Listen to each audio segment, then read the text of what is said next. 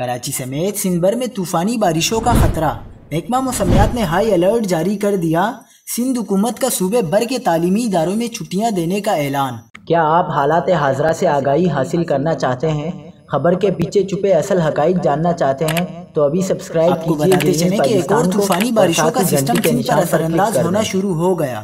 محکمہ تعلیم سندھ نے تیز بارشوں کے پیش نظر تمام سکولز اور کالجز میں 2 روزہ عام تعطیل کا اعلان کر دیا۔ محکمہ تعلیم نے سندھ حکومت کے زیر انتظام تمام سکولز اور کالجز میں بدھ اور جمعرات کو عام تعطیل کا اعلان کر دیا۔ اس حوالے سے وزیر تعلیم سندھ سردار شاہ کا کہنا ہے کہ حالیہ تیز بارشوں کے پیش نظر 2 دن 24 اور 25 اگست چھٹی کا اعلان کر رہے ہیں تاکہ طالب علموں کو ہر مشکل و پریشانی سے محفوظ رکھا جا سکے۔